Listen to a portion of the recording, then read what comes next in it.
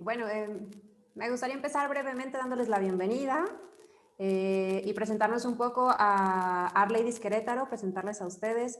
Este proyecto empezó hace un año, empezamos 3 personas a realizarlo, ahora ya somos 5 y lo más importante es hacerles saber que todos ustedes son parte de la comunidad y que también si tienen algún tema de interés que les gustaría que hiciéramos alguna charla, algún taller, que nos lo hagan saber. Es un espacio abierto para todos y bienvenidas.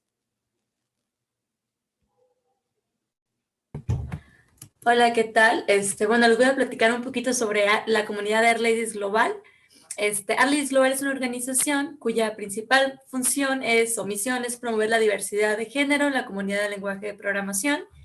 Se fundó en el 2002 en San Francisco y en el 2016, a partir de la beca del consorcio DR, se fundó Art Ladies Global y ya actualmente cuenta con 178 capítulos en 48 países distintos. En México se fundó en el 2017 el primer capítulo en Ciudad de México, en el 2018 el de Jalapa y el de Querétaro en el 2019. Y ahorita ya hay capítulos en Aguascalientes, Cuernavaca, Guadalajara, Monterrey, Pachuca, Puebla y Tijuana. Como sabemos, esta comunidad pues es muy incluyente, está llena de respeto, es una comunidad en donde te puedes sentir segura. Entonces, para lograr esto, seguimos un código de conducta. Entonces, en este código de conducta no está permitido ningún tipo de acoso y cualquier forma de acoso nos lo pueden reportar y nosotras a su vez lo reportaremos con Art Ladies Global. Así que los invito a seguir el código de conducta para que siga este ambiente tan armonioso. Pues muchas gracias por acompañarnos. Entonces, comenzamos. Les presento a nuestra Art Lady de hoy, que nos va a presentar el taller Experimento Conductual y Optogenética, Análisis Estadístico Básico en R. Sofía González Salinas es doctora por la UNAM. Actualmente es investigadora postdoctoral en la Universidad de Rutgers, en Nueva Jersey, y estudia las bases materna y de los desórdenes del ánimo. Realizó sus estudios de licenciatura y doctorado en la UNAM y desde que era estudiante de doctorado utiliza R para analizar diversos tipos de datos como medidas conductuales en roedores, análisis de la expresión génica mediante qPCR, baterías psicológicas y potenciales relacionados con eventos. Y en este taller la propuesta de Sofía es explicarnos, llevarnos de la mano para conocer el diseño experimental y el análisis de datos empleando R de un estudio de conducta materna donde empleó la técnica de optogenética. Sofía, es un honor, un placer tenerte acá. Muchísimas gracias por aceptar, por formar parte de Art Ladies Querétaro. Y a modo de la dinámica del taller les pedimos a todos, a todas, que si tuvieran alguna duda, alguna pregunta durante el taller, durante la explicación de Sofía, que nos los haga saber ya sea por chat o bien por que abra su micrófono y directamente le haga la pregunta a Sofía, para que podamos todos avanzar al ritmo. Entonces les pedimos que seamos más interactivos.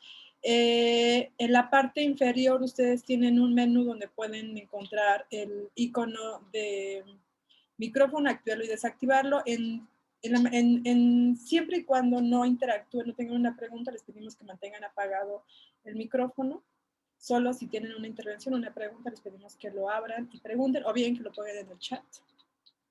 El material que vamos a utilizar hoy está en nuestro GitHub de Art Ladies Querétaro. Les debió de haber llegado un mensaje con la liga a nuestro GitHub. Si alguien tuvo problemas para acceder a esta información, les pedimos que nos los hagan saber ahora y poder mandarles la información. En esta carpeta o en este repositorio está el script que va a utilizar Sofía, bueno, que vamos a utilizar todos, los datos y también su presentación en PDF. Entonces, bueno, creo que no hay problemas con el material. Y también les mandamos en ese mismo mensaje los requisitos en términos de las librerías que se van a utilizar para la sesión de hoy. Igual, si alguien tiene algún problema con las librerías o con el material, les pedimos que se comuniquen con nosotros. Puede ser mensaje directo con Ana, con Karen, con Elizabeth y con Griselda Patricia, o conmigo, cualquiera de nosotras 5 podemos apoyarlos en eso. Bueno, creo que no hay problemas con los requisitos, lo cual es sorprendente, pero también es genial. Entonces, pues, Sofía, adelante, muchas gracias, bienvenida. Sí, Azalia, muchas gracias por la invitación y voy a tratar de irme lo más tranquila posible para que vayamos entendiendo. Y no sé si se puede pegar la liga del GitHub para que quien no tuvo tiempo de descargarlo, pues en lo que voy dando la introducción, vayan descargando el script y el archivo de datos que vamos a leer.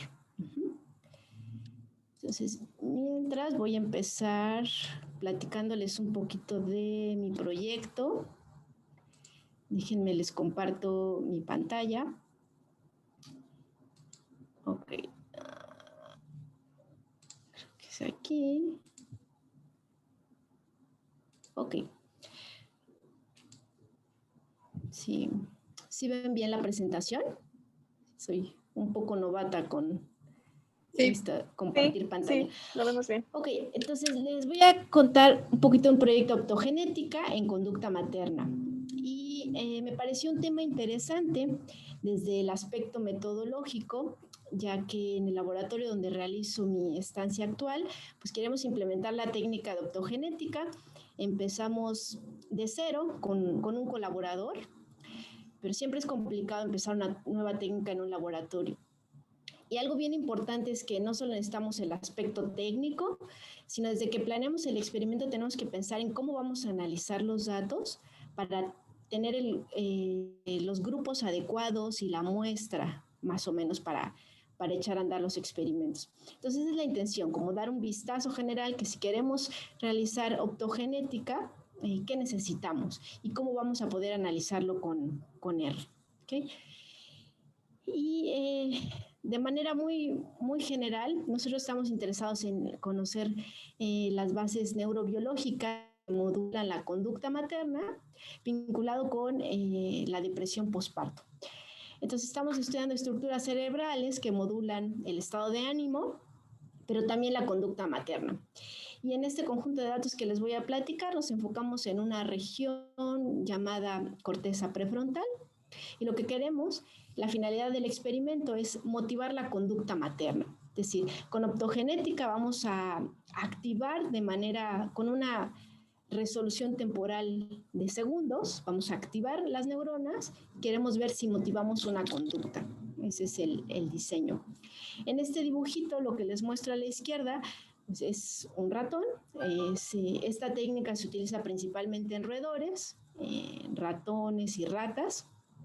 Y lo que vemos a la derecha es una imagen del cerebro en donde damos una muestra una evidencia de que activamos las células. En rojo se ven las células activadas por una longitud de onda específica. A mí me parece una técnica muy poderosa porque no solo es una correlación de lo que pasa en el cerebro, es decir, que se activa algo y lo correlacionamos con la conducta, sino nos prueba funcionalidad. Es decir, yo voy a activar y así demuestro que estas células pueden servir para algo. ¿Okay? Bueno, aquí tengo el temario de los puntos que vamos a abordar. Primero voy a hacer una descripción muy general de lo que es la técnica, que es ampliamente utilizada en neurociencias. Posteriormente voy a hablar de los aspectos técnicos, porque esto puede ser complicado cuando no hemos realizado la técnica y estamos interesados, pues qué elementos necesito. Y les voy a decir pues brevemente qué necesitamos para hacer un experimento de estos. En el tercero me enfoco a cómo voy a utilizar optogenética para inducir conducta materna, y qué grupos voy a utilizar, y cuáles van a ser mis variables dependientes e independientes. En el cuarto punto nos vamos a ir a R, vamos a leer un archivo de datos que yo generé. Les voy a enseñar a hacer dos tipos de gráficos comúnmente utilizados en optogenética. Posteriormente vamos a usar una ANOVA de 2 factores con medidas repetidas. En la sesión anterior de R-Ladies explicaron ampliamente los modelos multifactoriales y yo se los recomiendo para que tengan una visión amplia de dónde nos estamos ubicando, ya que este análisis es muy específico y es particular cuando nos interesa evaluar la interacción de factores. Entonces nos vamos a enfocar a ese. Vamos a hacer el análisis en R de estos datos particulares. La última sección, en 7, les quiero platicar un poquito de cómo calculamos en R el tamaño de la muestra, para saber cuántos sujetos por grupo necesito evaluar para que tengamos un poder suficiente para encontrar diferencias significativas. Entonces voy a empezar con la descripción de la técnica. Esta técnica ya está por cumplir 15 años, no es nueva, pero la implementación en los laboratorios ha sido pues lenta, principalmente pues, por el costo de varios de los elementos, pero una vez que se tienen los elementos principales, es relativamente sencilla de utilizar y no tan costosa. Esta técnica se basa en el uso de canales y bombas que nos van a permitir ya sea activar a la neurona por la entrada de sodio o inhibir a las neuronas porque dejan entrar cloro. Ese es el fundamento y se van a activar estos canales o bombas por longitudes de onda específica. ¿Sí?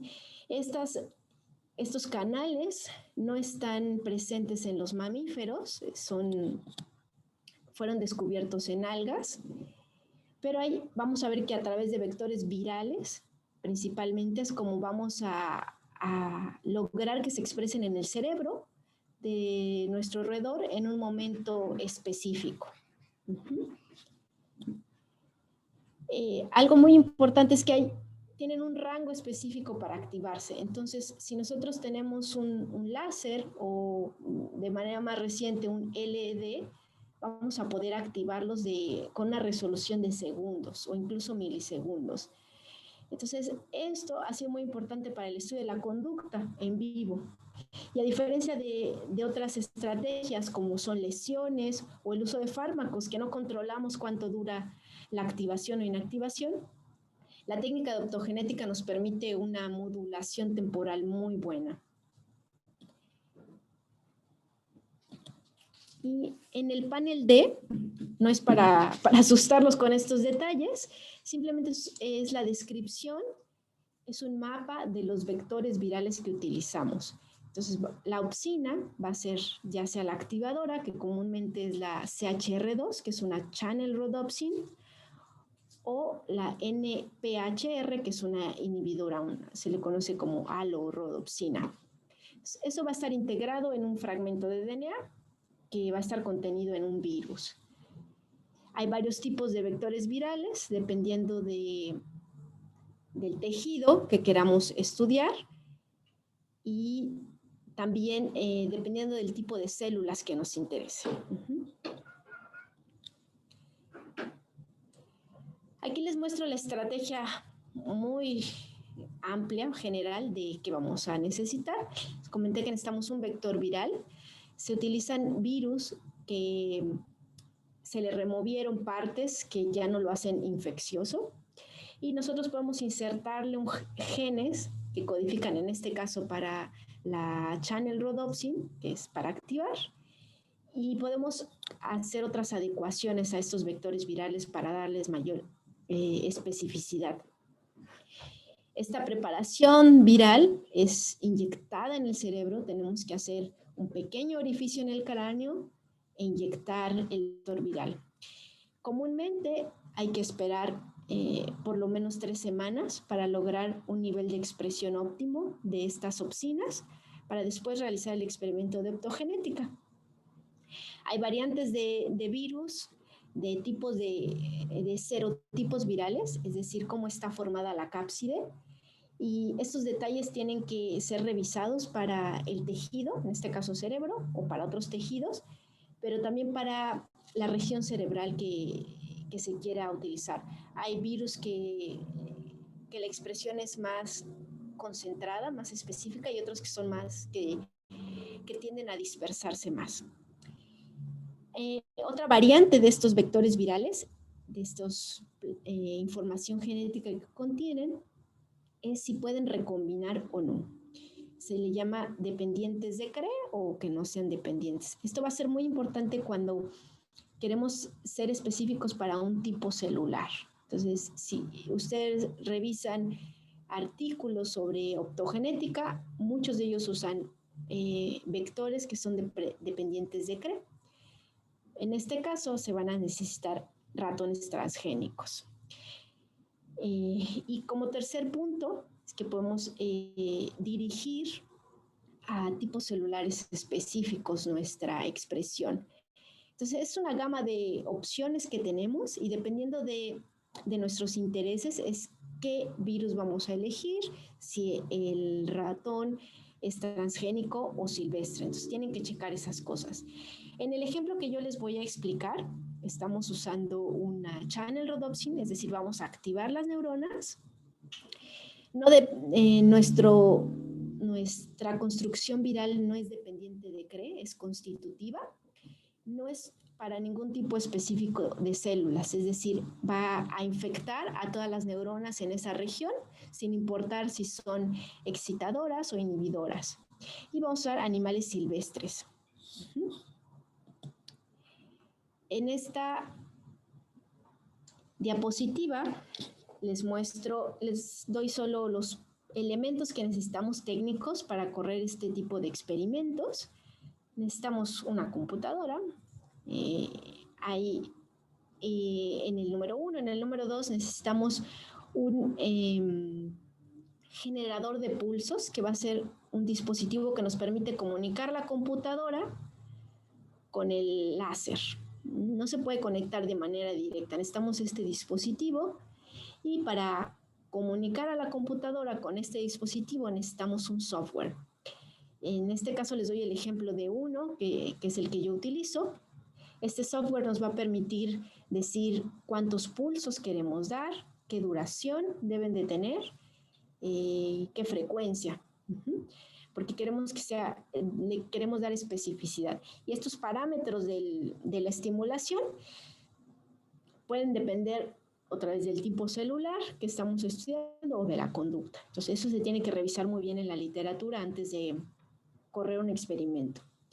Necesitamos un láser, que son los que se han utilizado más, pero recientemente otros equipos de investigación, otros grupos usan LEDs. Es mucho más barato el LED, pero los comentarios que he recibido es que la potencia para activar a las channel rhodopsins o las otras opsinas es menor.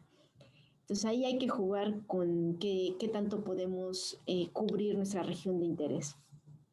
Obviamente el precio es mucho mayor de un láser que de un LED.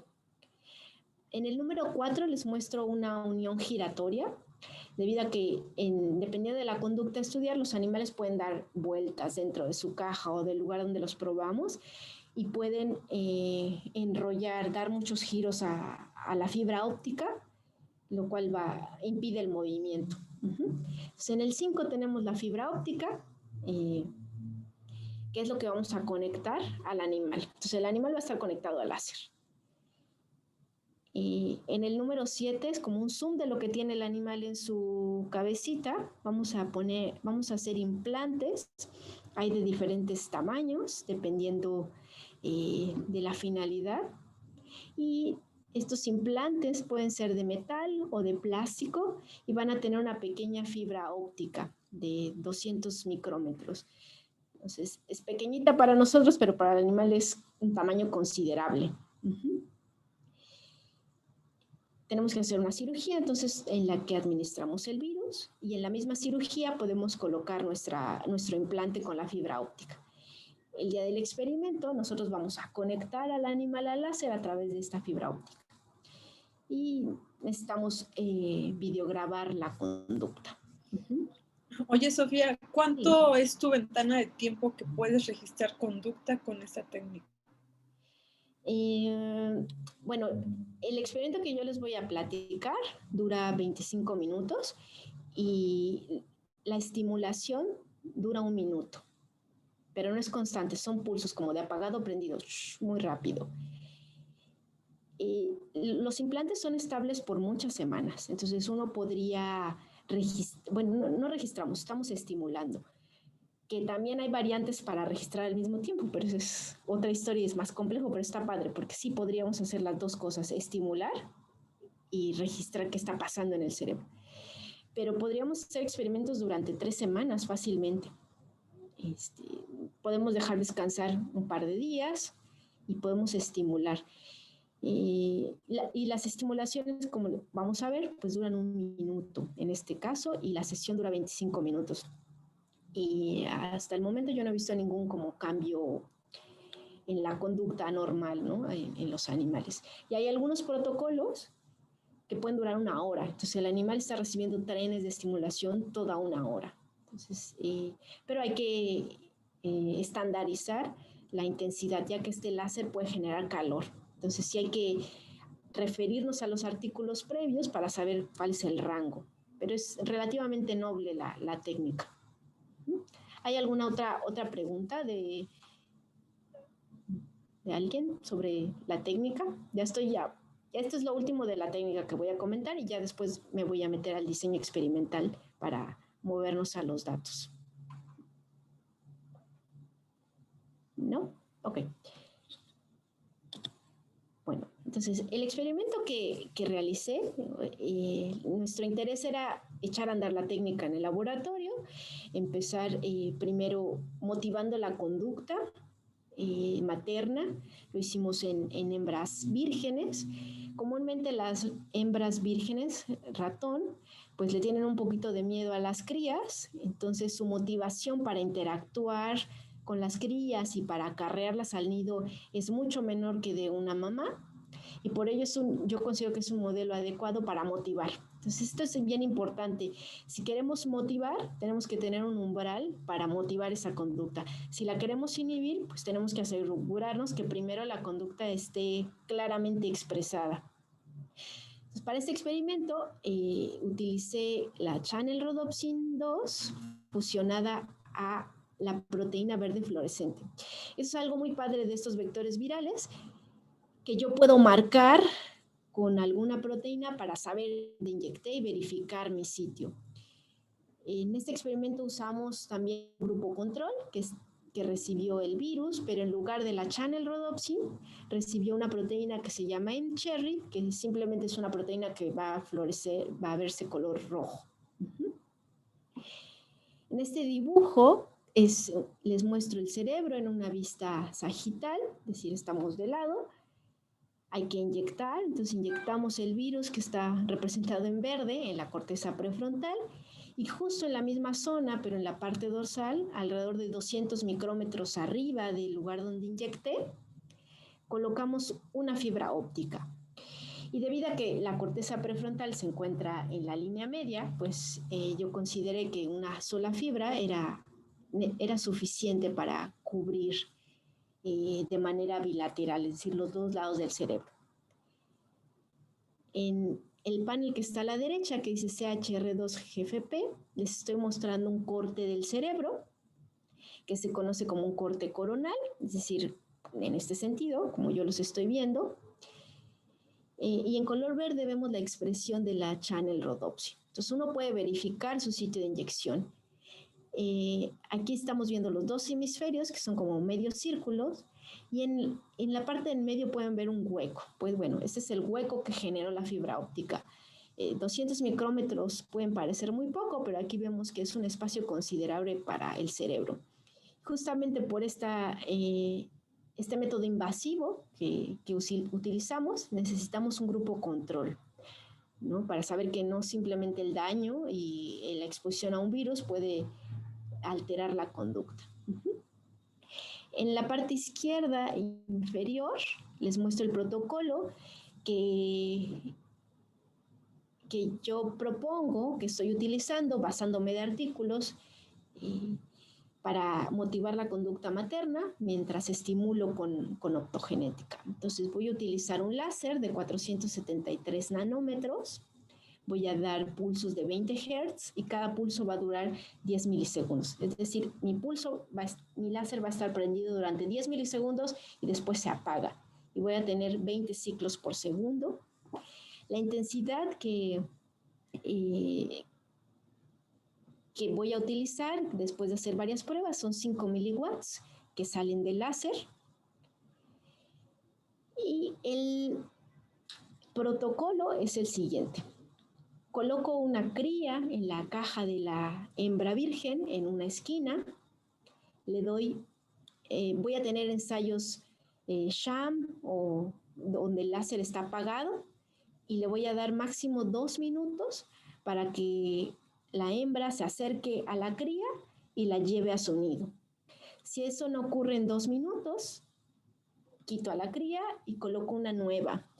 En el ensayo on, justo después de que yo coloco a la cría en la esquina, enciendo el láser y el láser va a estar encendido durante 1 minuto con estos parámetros y después de ese minuto lo quito. Y de nuevo, la hembra va a tener máximo 2 minutos para acercarse a la cría y llevarla a su nido. Esto lo voy a repetir por un total de 5 veces, lo que nos va a dar 10 ensayos on y 10 ensayos off.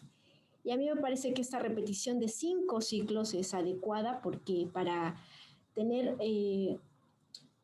un valor estable para nuestro análisis estadístico, pues necesitamos observaciones. Y si a veces diferentes factores pueden provocar que en el primer ensayo la hembra no exprese tanto la conducta como en el segundo. Entonces, un promedio de varios ensayos nos va a dar una medida más fuerte de lo que estamos observando. Y después de que terminamos el experimento, obtenemos el cerebro para verificar que la fibra óptica estuvo en el lugar adecuado y que la expresión es adecuada, pero también vamos a hacer un control de que nuestro láser efectivamente está activando a las neuronas, a las células. Voy a explicar muy rápido este control, que es muy importante cuando corremos estos experimentos y muchas veces no se menciona en los artículos. Y es simplemente una sesión de 10 minutos en las que voy a prender y apagar el láser con los mismos parámetros que usé durante mi sesión conductual. 20 segundos va a estar encendido, 40 va a estar apagados, esto durante 10 minutos. Y vamos a sacrificar al animal, vamos a obtener su cerebro 90 minutos después.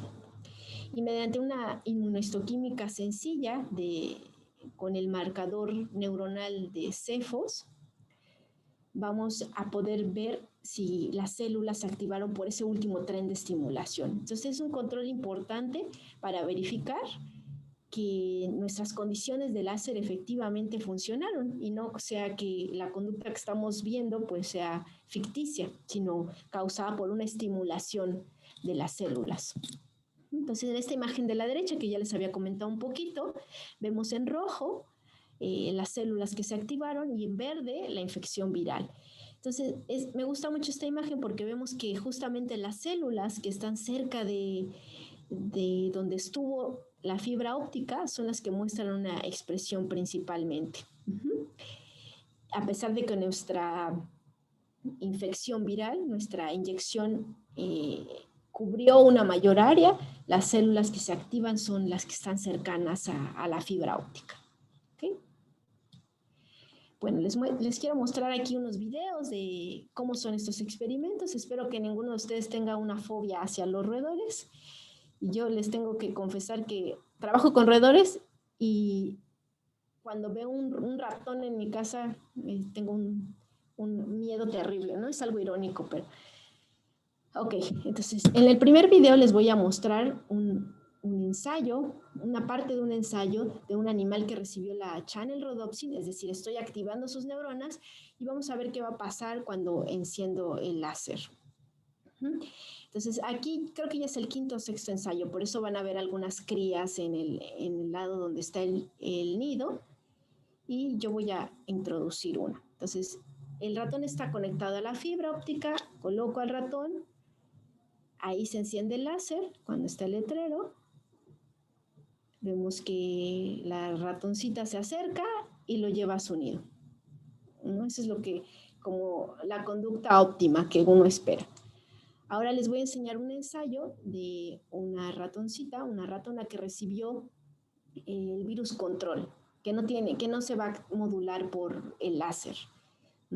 Aquí le tengo que adelantar un poquito porque me tardé en colocar a la cría. Entonces, de nuevo, pues otro animal, coloco la cría, inicio el láser y vemos que pues la hembra se da cuenta de que alguien entró a su caja, ¿no? Pero pues no le importa, sigue en otro asunto. Bueno, pues estos videos representan el tipo de datos que yo quiero obtener, ¿no? ¿Cómo transformo estos videos, esta conducta, en algo objetivo, en algo numérico que yo pueda comparar para saber si la channel rhodopsin inyectada en la corteza prefrontal promovió la conducta materna o no? Entonces esto lo tengo que convertir a números. Oye, Sofía, esta cría sí es de esa hembra, ¿verdad? O sea, sí es la madre. En este caso son hembras vírgenes. Entonces, ahorita este experimento lo estandaricé solo con hembras vírgenes, entonces ellas nunca habían estado en contacto con crías más que sus hermanitos. Entonces, normalmente le tienen cierto miedo. Entonces, en los primeros ensayos, de hecho, la hembra no se acerca. En la mayoría de los casos no lo toca. Solo si acaso se coloca alrededor, lo huele y no lo lleva al nido. Tenemos una pregunta en el... Claro. Dos. Claro.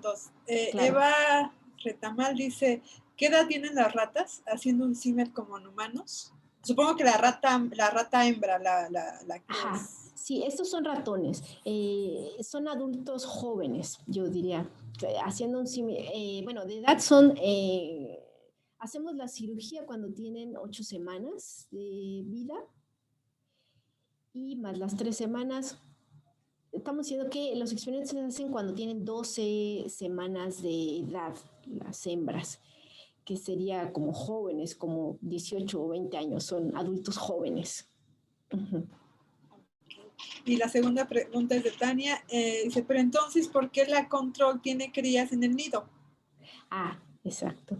Les comenté que este es como el ensayo 6. Entonces, en general, yo diría que quizá el 30% de las hembras vírgenes expresa una conducta materna mayor, el 70% no. Entonces, lo que vamos a comparar no solo es si llevaron a la cría, que es importante, pero también el tiempo en que lo hacen.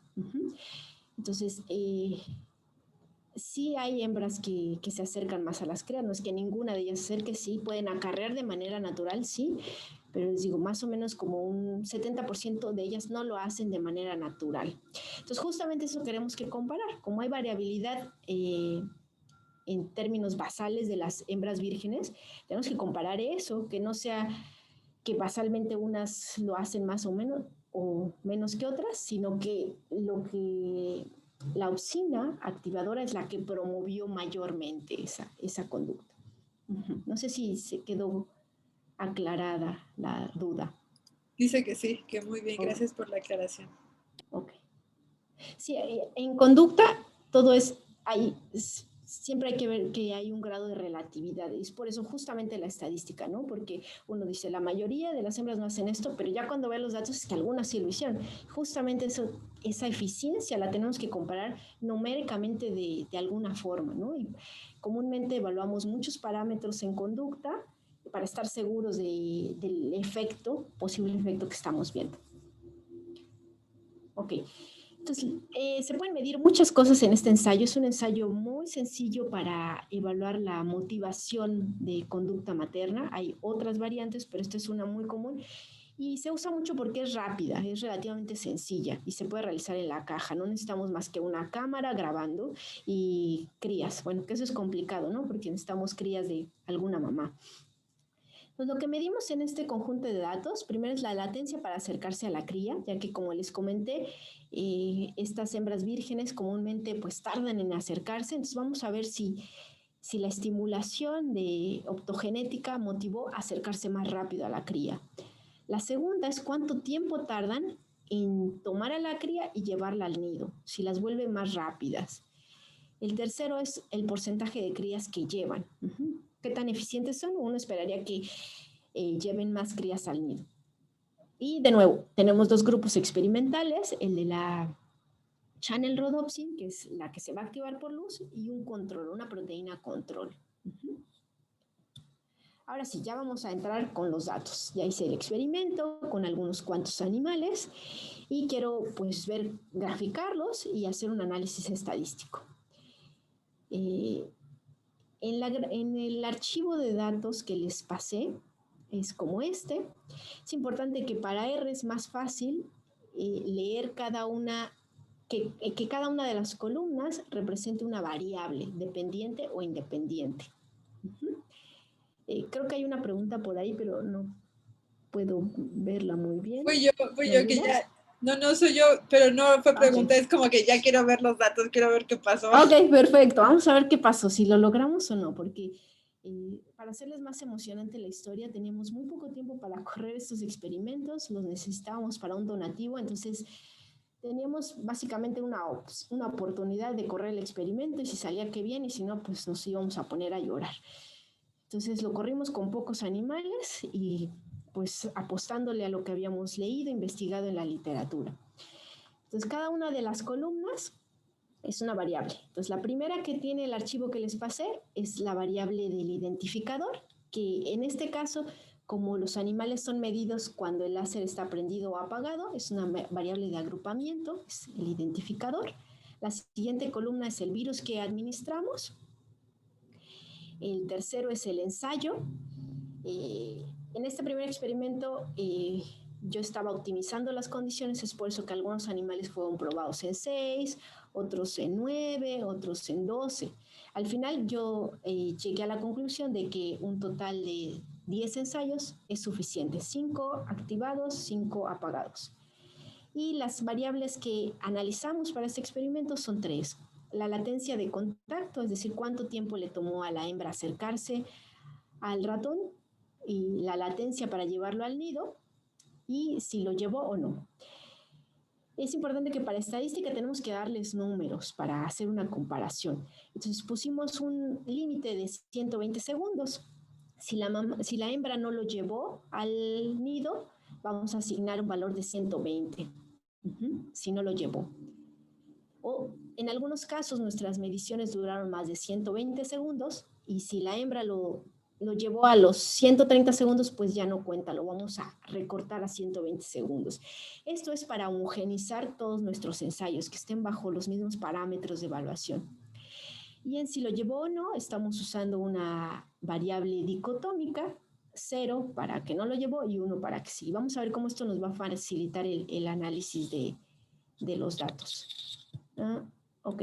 Entonces, con este archivo que vamos a leer, les voy a mostrar dos tipos de gráficos, pero ya podemos visualizar qué pasó con estos datos. El primer tipo de gráficos son de cajas y bigotes. En el panel A les estoy mostrando lo que ocurrió con la latencia para acercarse.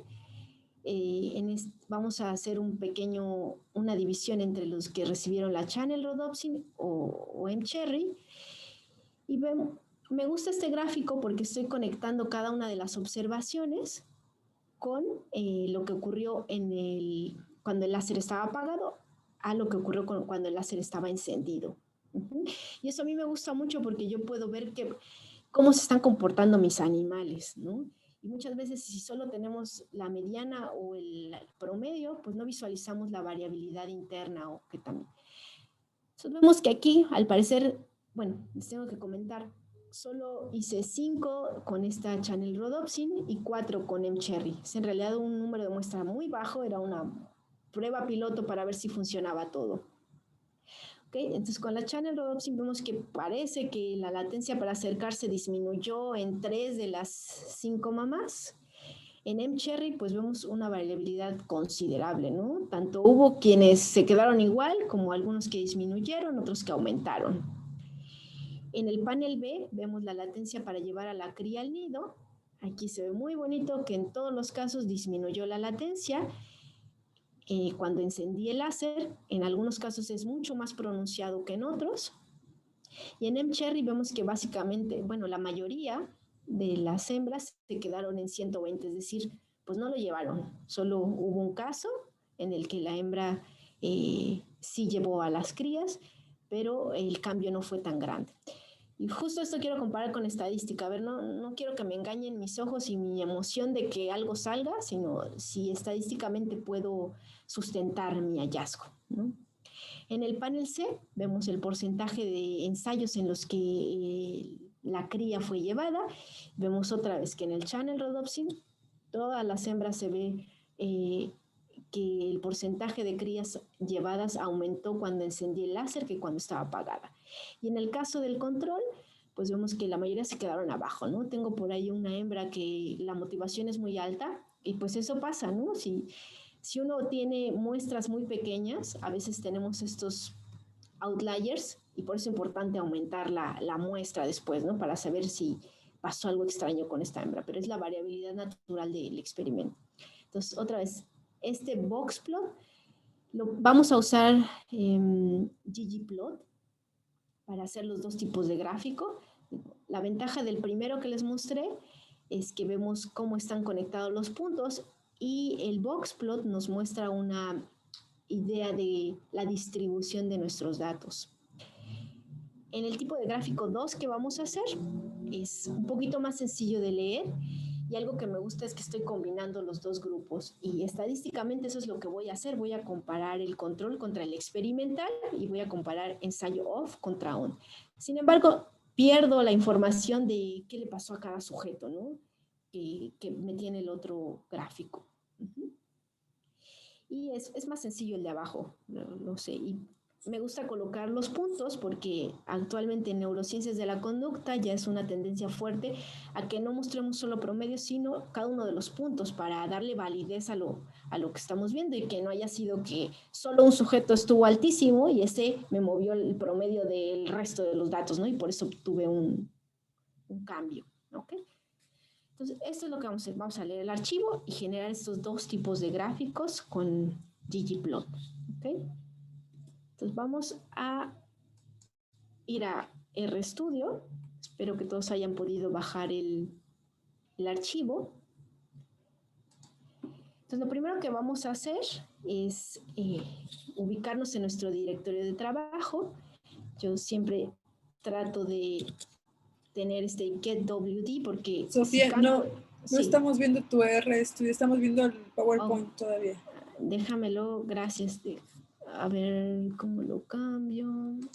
Tal vez tengas que dejar, exacto. Exacto, y otra vez, ¿verdad? RStudio, ok, perfecto. ¿Ya lo ven? Sí, listo. ¿Sí? Ok. Entonces hay que ubicarnos en donde estamos. Estoy ahorita en Set Working Directory. Y a mí me gusta hacer este list files porque corroboro que tengo los datos que voy a leer. Entonces, en esta carpeta de R-Ladies, yo tengo que tener mi archivo que se llama Madcare Data, CSV. Y aquí les comento que yo prefiero trabajar con archivos CSV porque cuando los exporto de Excel son los que me generan menos problemas. Inicialmente yo usaba .txt, pero yo encontré que la solución es .csv y rara vez tengo problemas para leer estos en R. Entonces nunca leo archivos Excel, casi nunca leo .txt, trato de trabajar con CSV. Y también lo que vamos a leer este archivo que ya les comenté, que cada columna tiene una variable distinta y lo voy a guardar en la variable opt. Igual, después del archivo, yo tengo la costumbre de hacer un summary. Oh, no lo había corrido. Hago un summary para ver cómo está interpretando R mis datos antes de empezar a hacer cálculos. Entonces, mouse ID tiene que ser una variable independiente.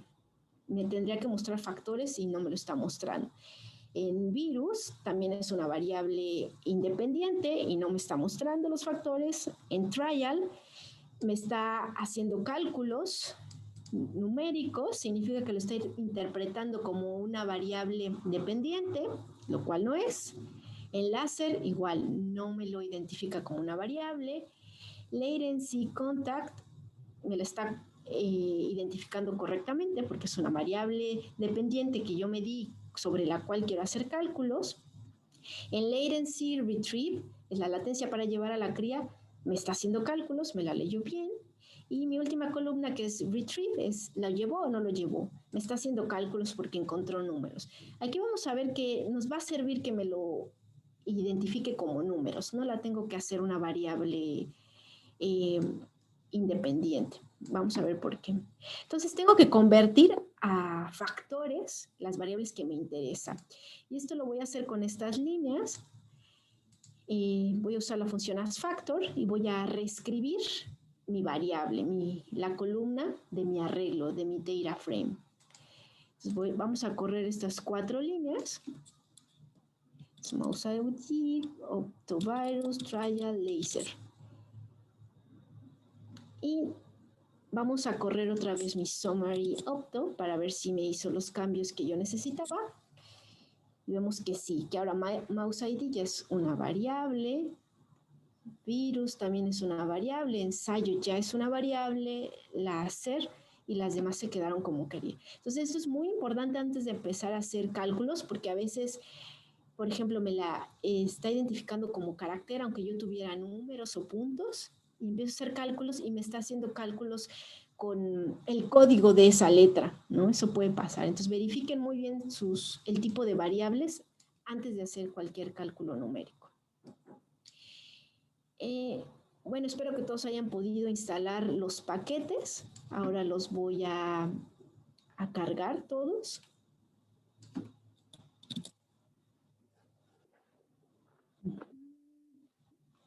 Espero que no haya ningún problema. Espero que no. Ok, entonces tengo todos estas librerías que voy a usar.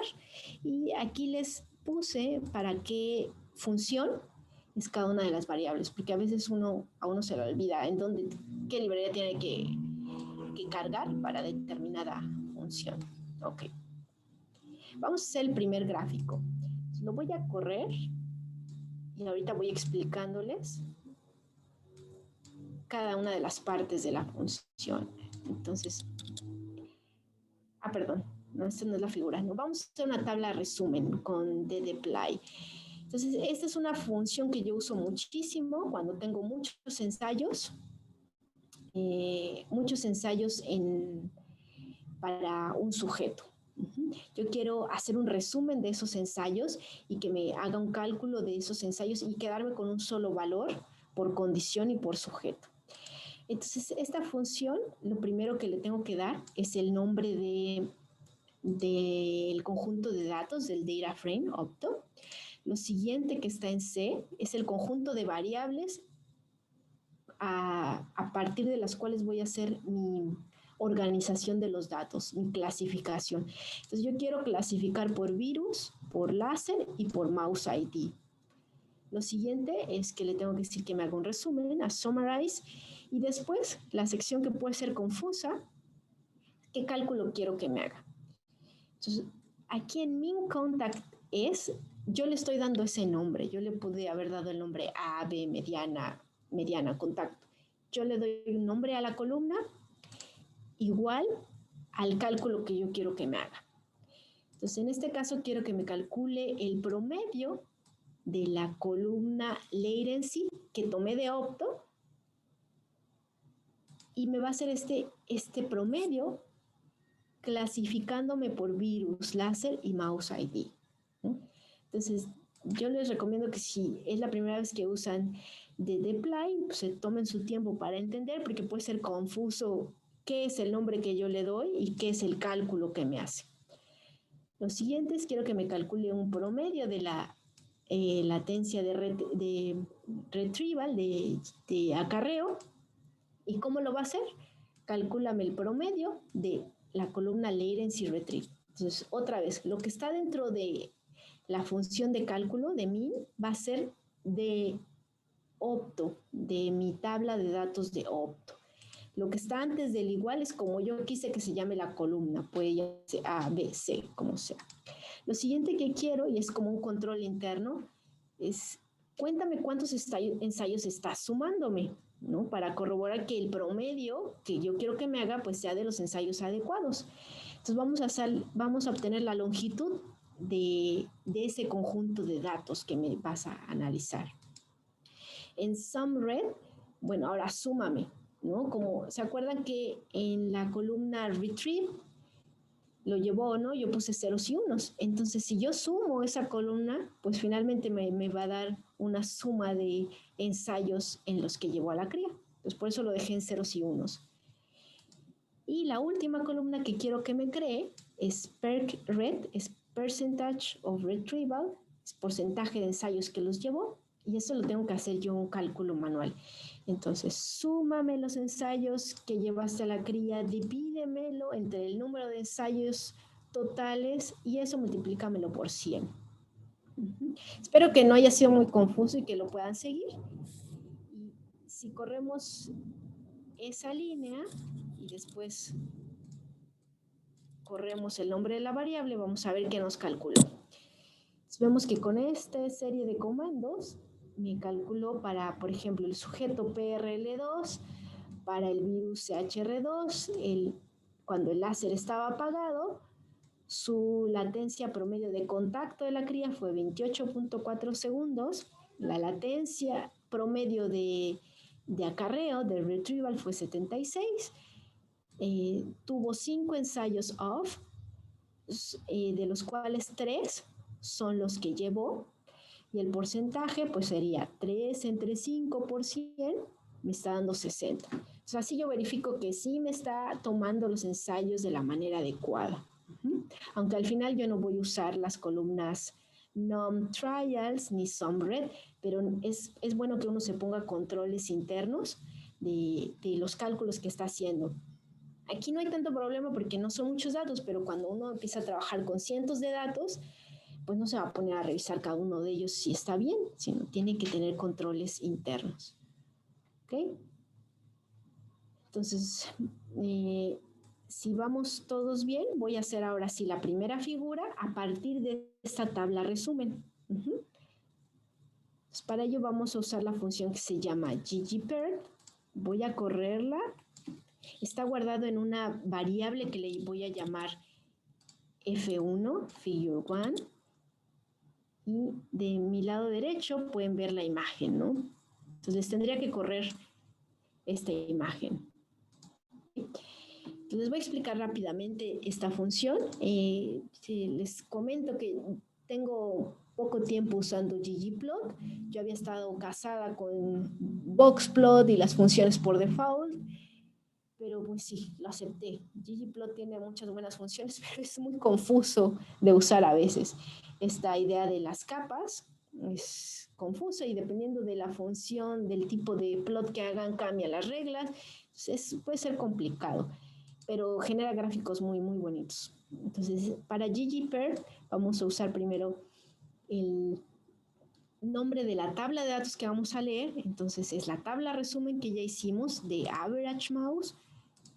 X, ¿qué variable quiero que esté en el eje de las X? Quiero que esté el láser. Y, ¿qué variable va a ser la que estoy midiendo? En este caso, la latencia promedio para contactar a la cría. Después en color, tenemos, yo quiero colorear con base al virus. Después con palette, le doy los colores. Estos dos colores me gustaron. Line color, ¿de qué color va a ser la línea que conecta los puntos? Entonces yo le puse gris. Lo siguiente de ID es muy importante para que nos conecte los puntos. Si no le ponemos ID y con la variable que nos va a empatar los datos, no vamos a generar el gráfico. Después line size es el grosor de la línea. Y lo siguiente pues, son etiquetas, como qué quiero que diga mi eje de las Y. Aquí lo único importante de leer es esta diagonal invertida N, que es para hacer un salto de línea en mi título. Xlab, pues lo que quiero que diga en X. En facet es estos dos pequeños cuadros que me hizo, uno para CHR2 y mcherry. Entonces quiero que me generes uno donde me dividas por virus. Después width y short panel tienen que ver con esa etiqueta que dice CHR2 y mcherry. Quiero que se vean sencillos en el modo corto, por eso short panel es true.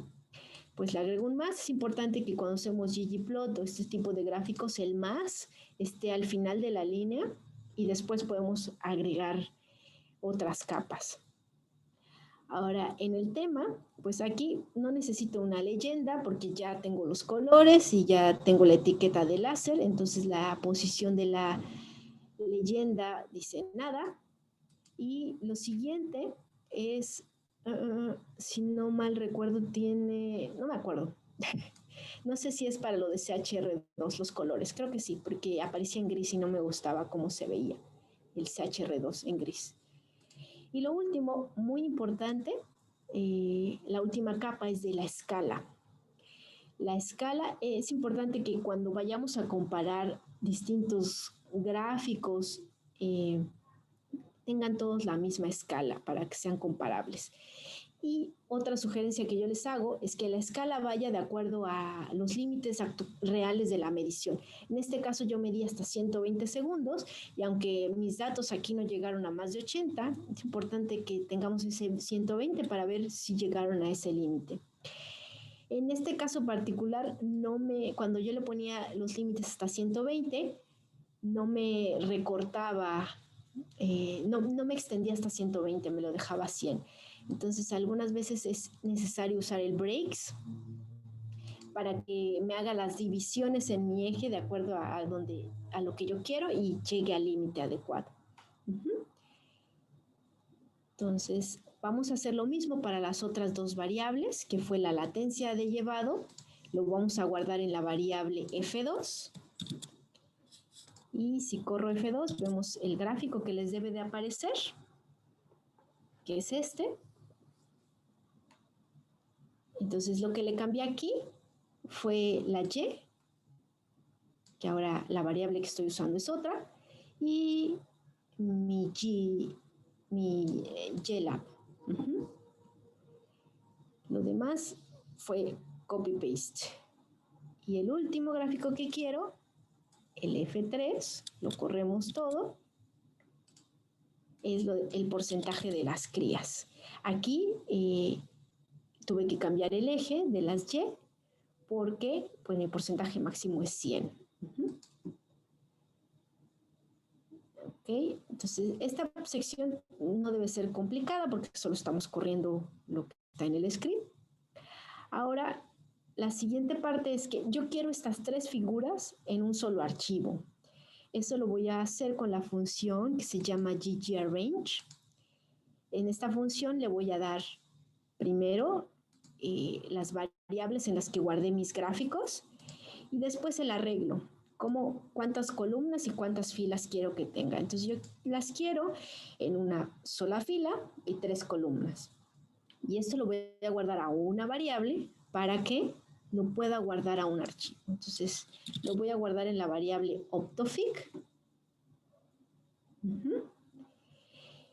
Y ya para guardarlo a un archivo de imagen, voy a usar ggsave. Y es muy fácil de usar. Le pongo un nombre de archivo entre comillas. La extensión es lo que va a marcar el tipo de archivo. En este caso yo quiero uno JPEG. Lo siguiente que le doy es la variable en la que guardé mis 3 paneles. Lo siguiente son las dimensiones de ancho y alto. Por default están en pulgadas. Se puede cambiar esas unidades de medición con el parámetro units. Y una cosa interesante que le puedo dar es la resolución. Entonces yo quiero que tenga 300 dpi. Y eso es muy importante cuando preparamos imágenes para artículos que nos los piden con tamaños específicos. Entonces lo corro y si todo salió bien, me voy a mi carpeta. Creo que tengo que dejar de compartir.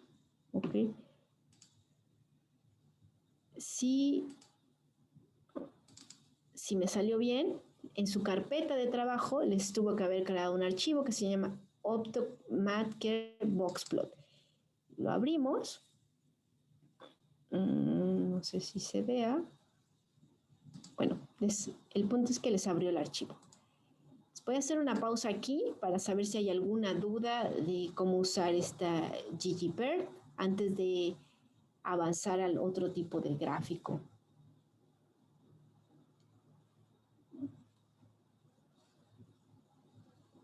Sí, sí, también si alguien se atoró corriendo los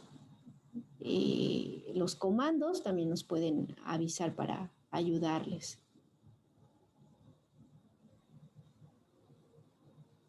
¿Cómo van, chicas? ¿Lograron tener su archivo? Sí han podido, ¿eh? Dice que sí va bien el script. ¿Sí? Ok. Entonces vamos a seguir. Y déjenme otra vez comparto esta cosa. Ok. Ya estamos. Entonces ahora vamos a... Ya creamos el archivo. Les digo, si le cambian la extensión, solito se va a guardar en el formato que ustedes quieran. Ahora vamos a hacer vamos a usar ggline para los otros que son más convencionales, que nos muestran el promedio y el error estándar. Entonces les muestro el primero, lo voy a correr para que lo veamos en el lado derecho. Entonces lo voy a guardar en la variable A1. Nos marca ya un error de bins que tiene que ver con las dimensiones, pero no nos está cortando ningún dato, ¿no? Solo como un warning. Entonces vamos a usar ggline, otra vez nos va a conectar, pero ahora nos va a conectar el promedio. Entonces de nuevo usamos nuestro archivo donde hicimos el resumen, en X ponemos láser, en Y la variable que estoy midiendo, entonces latencia de contacto, color, igual yo quiero un color por cada virus. Aquí yo le cambié el tamaño de la fuente y de las etiquetas de la escala porque salían unas letras enormes. Entonces ustedes ya saben que a los gráficos les podemos cambiar infinidad de cosas. Estos son algunos para cambiar el tamaño de las letras. Aquí cambia cómo le digo qué tipo de gráfico. Aquí en Add hay varios tipos. Para que me grafique el promedio con error estándar, tengo que darle min-se, dot plot. Yo quiero cada una de las observaciones. Eso es lo que se le puede cambiar para que me genere otros tipos de gráficos ggline. De nuevo, el límite, aquí se especifica de otra manera, glim, los colores que quiero usar, y la etiqueta es lo mismo. Ahora le agregamos una capa. Otra vez voy a generar una sola figura con 3 paneles y por eso ahorita no quiero una leyenda. Entonces le digo, no me pongas leyenda más la escala, ¿no? Porque si no le agrego esto de los breaks, me va a generar, no me lo deja en la escala que yo quiero con las divisiones. ¿Ok? Hacemos lo mismo para la latencia de acarreado de las crías, min retrieval, lo guardamos en la variable A2, hago A3, que es el porcentaje de ensayos, les muestro nada más rápido A2 que les tiene que salir. En A3 les muestro rápido que tiene que salir. Aquí ya agregué la leyenda. Entonces en theme legend position, yo aquí decidí que sea en la parte de arriba. Aquí le agregué algunas otras cosas para hacer más pequeño el rectángulo. Y pueden cambiarle también el color del rectángulo. O puede no tener un rectángulo. Entonces yo quería que tuviera un rectángulo porque que no se confundieran los puntos de mi leyenda con los puntos de las observaciones. Es la única diferencia de con respecto a los otros, es la leyenda. Podría no ponérsela, pero en este caso, pues sí tengo que indicar. A diferencia del otro gráfico donde ya decía CHR2, aquí no dice, entonces tengo que poner. Entonces, lo mismo que hicimos en el caso anterior con ggArrange, lo guardo en la variable A, me marca ese warning, pero no nos afecta a las observaciones. Es importante de todas formas que cuando tengamos un warning lo leamos, porque a veces sí nos corta observaciones. Entonces, y le damos un ggsave, otra vez JPG. Ojo, aquí cambié las dimensiones porque aquí ya solo tengo 3 paneles más pequeños. Le aumenté la resolución Entonces doy un ggSave y si salió bien, tienen que tener en su carpeta el archivo que se llama AutomatCare Min. Entonces déjenme, dejo de compartir y abro este archivo.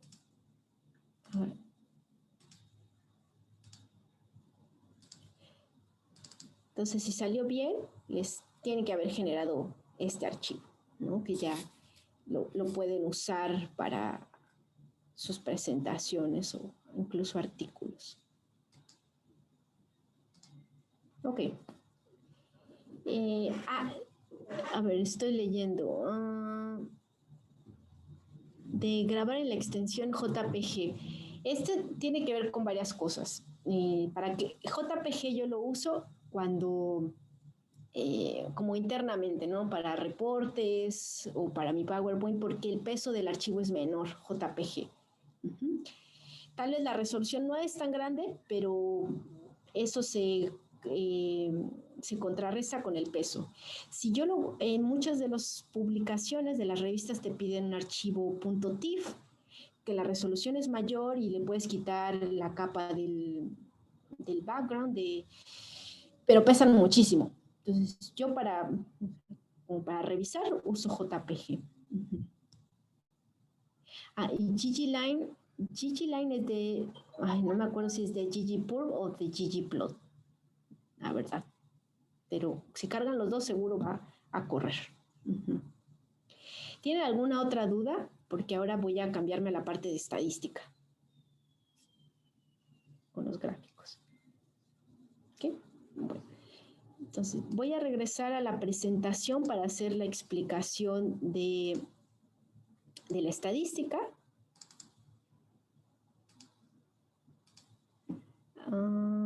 Ahí están viendo ya la presentación. Me imagino que sí. Ok. Sí. No se espanten con tantas letras. La idea es entenderlo, porque a veces es confuso en los blogs. R utiliza un lenguaje pseudo-matemático. Trata de usar ecuaciones, pero también mezcla texto. Y es la forma en que vamos a dar las instrucciones. Entonces, en este diseño experimental es una nube de dos factores. ¿Por qué? Un factor es el virus, otro es el láser, y tenemos medidas repetidas en el láser, es decir, el sujeto fue medido en el ensayo on y el off. Entonces, todo eso lo tenemos que poner en una ecuación. La sintaxis para hacer el ANOVA sería la que muestro aquí. En el ejemplo de la latencia de contacto, mi variable dependiente, la que yo estoy midiendo, se pone primero, sería la Y. Recuerden, también por eso los gráficos son importantes. Lo que graficamos en la Y comúnmente es nuestra variable dependiente, excepto por las correlaciones, pero si no, la Y tiene que ser la dependiente y las X son las independientes. Entonces, después tenemos esta tilde o gusanito. Entonces, Y está descrita por, en este caso tenemos dos variables, que es virus, y el asterisco nos indica interacción. Entonces, virus interactúa con láser y le tenemos que agregar un factor de error porque tenemos medidas repetidas para que nos considere que los sujetos fueron medidas en estas condiciones. Entonces, para especificárselo con una ANOVA, tengo que poner la variable en la que están mis identificadores, diagonal, la variable en la que están las medidas repetidas. De acuerdo al diseño, pueden tener medidas repetidas en dos variables, no solo una. Entonces, aquí es donde hay que especificarlo. Coma, data, la base de datos que estoy usando. Entonces, aquí estoy usando. Entonces, no se olviden que aquí ya sacamos el promedio de los datos. Ya no me interesa saber qué pasó ensayo por ensayo, sino quiero el promedio de los ensayos. Entonces, es muy importante que le den los datos adecuados. Ahora, para visualizar la tabla de ANOVA como comúnmente la vemos, tenemos que darle un summary a todo eso. Entonces, con esas líneas nos correría nuestro análisis de ANOVA de dos factores con medidas repetidas. Y solo para como hacerlo más digerible, Esta ecuación se lee como la latencia para contactar a la cría está dada por la interacción del virus inyectado y del estado de láser, considerando que los animales fueron medidos en ambas condiciones de láser. Eso es todo lo que nos dice esa ecuación. Ahora, es importante mencionar que el ANOVA es una estrategia matemática que es un caso específico de un modelo lineal. Es decir, vamos a basarnos en la ecuación de la recta para construir un modelo matemático. Entonces, la generalización de la ANOVA se conoce como son modelos lineales generales. ¿Y por qué es importante aquí? Porque para hacer las comparaciones post-hoc de una interacción, no podemos usar los datos de la ANOVA, ¿no? Hasta donde yo sé, no hay ninguna función que te permita la post-hoc de la interacción. Te permite del factor virus, del láser, pero no de la interacción. Entonces, para eso tenemos que construir un modelo lineal general. Esto no es tan complicado como suena. Simplemente vamos a hacer una transformación de cómo usábamos el ANOVA a un modelo lineal general. Para eso vamos a usar la función LME y es muy parecida. Primero tenemos la Y, que es min contact. Después tenemos virus, láser, igual, coma. El error es lo único que se especifica diferente. Entonces se va a especificar de esta manera. Tenemos la tilde 1 dado por el identificador y la variable en donde están las medidas repetidas. Ahora, esto nos va a dar un tipo de valores que no son comunes leerlos y por eso le hacemos una ANOVA a ese modelo lineal general. Entonces, ahora me lo den un formato de la ANOVA. Entonces, lo que estoy mostrando en esta diapositiva es cómo hacer lo mismo, nos va a dar lo mismo el ANOVA de esta manera que hacer un modelo lineal general, ¿no? Espero que esta parte haya quedado claro porque cuando ustedes busquen en blogs o sitios de R cómo hacer ANOVA, les puedes mostrar la opción de modelo lineal general y no se asusten, hay la equivalencia. Ahora sí que, bueno que no se hayan asustado porque ahora viene lo complicado y confuso. Hay varios tipos de ANOVA que van a calcular los cambios de acuerdo a cómo son colocadas las variables en nuestro modelo y de acuerdo al tamaño de muestra y si hay interacción. Entonces, aquí es donde es crucial elegir el ANOVA adecuado, el tipo de error. En la función A o B, que es la más usada, usa el error tipo 1 nada más. Este error de tipo 1 se conoce como secuencial, en donde las variables, el orden de las variables importa, es decir, que una tenga más importancia que otra, y es adecuado para diseños con mismos tamaños de muestra. En el caso de mis experimentos, rara vez tengo mismos tamaños de muestra. Entonces, no lo podría usar. No sería adecuado. Ahora, la función ANOVA con mayúscula me permite elegir entre el tipo 2 y 3, cosa que el A o B no.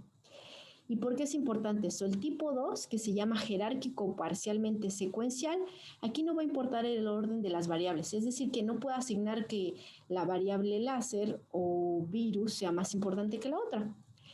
Y es muy importante el tipo de análisis de matemático que hace es valioso cuando no hay interacción de variables y es ideal para tamaños de muestra iguales. Entonces, según mi diseño experimental, yo no lo debería usar, no sería el más adecuado. Tenemos el ANOVA tipo 3, aquí no importa el tamaño de muestra y tiene solo importancia cuando hay interacción entre los factores. Entonces, este es el tipo de ANOVA que a mí me interesa para mi diseño. Y la última que nos pide, y no solo para este tipo de ANOVA, sino para cualquiera, es que las observaciones deben estar completas en nuestro modelo. Aquí les muestro un ejemplo, ¿no? No sería válido que para los de Channel Rhodopsin, pues porque me emocioné, solo los medí en el on y ya no hice ensayos off. O que en el Cherry, viceversa, ¿no? Solo los medí en uno o en otro.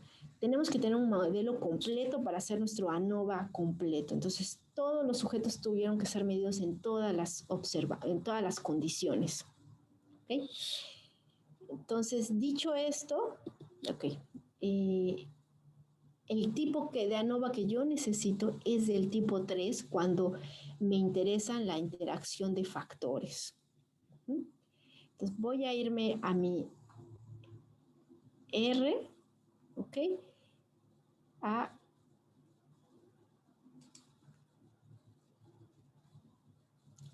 hacer el análisis estadístico. Ok, entonces estamos ahorita en la parte que dice Let's focus on the statistical analysis. Entonces vamos a correr primero el ANOVA convencional que les muestra el error de tipo 1. Nos va a funcionar, pero es importante que estemos conscientes que a veces no es el modelo más adecuado. Entonces hago un summary para la latencia de contacto. Esta es la tabla típica que conocemos de ANOVA, ¿no? Me va a decir el virus, grados de libertad, suma de los cuadrados, media de los cuadrados, el valor de F y la probabilidad. Entonces aquí el virus no fue significativo. Después tenemos los residuales, grados de libertad de los residuales, que esto es muy importante cuando reportamos el ANOVA. Después tenemos láser, los grados de libertad para láser, y me dice que la probabilidad no fue significativa. Y la interacción virus-láser no fue significativa. Okay. Ahora vamos a correr el modelo lineal. Lo corro y le digo, muéstramelo en el formato ANOVA. Para que me lo muestre en el formato ANOVA, uso la ANOVA minúscula. ¿Ok? Vemos que nos da lo mismo, para que vean que no los estaba engañando. Entonces aquí les comparo el ANOVA usando A o B. Me da estos valores. Si yo hago mi modelo lineal general y después le digo, muéstramelo con el formato ANOVA, me da exactamente lo mismo. Entonces, una ANOVA es es un caso particular del modelo lineal general. Ahora sí, viene lo bueno. Voy a usar el ANOVA con mayúscula para especificar el tipo 3 de mi modelo lineal general.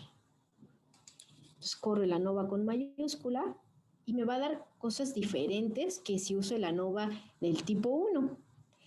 Vemos que aquí virus no fue significativo, láser estuvo cercano a la significancia y la interacción virus-láser no fue significativa. Entonces, cuando corremos un ANOVA con interacción, solo si la interacción fue significativa es que tiene sentido mirar las comparaciones parejas. Si no, pues no tiene valor estadístico. Sí lo podemos hacer, nadie nos impide hacer las comparaciones parejas, pero no tiene relevancia estadística porque el factor de interacción no fue significativo. Así que lo voy a omitir en este caso. Entonces, ¿qué me está diciendo? Mi latencia para acercar a las crías no se ve afectada por el virus que inyecté o por el láser. Ahora, vamos a hacer lo mismo con la latencia para llevar a la cría. Entonces hago el summary de la ANOVA para que vean que nos da diferente. Vemos que en este caso el ANOVA me dio el virus, fue significativo, entonces sí, tuvo un efecto por el tipo de virus, tuvo un efecto de láser y tuvo un efecto significativo de la interacción. Ok, y vamos a ver qué nos dice el modelo lineal general con el error tipo 3.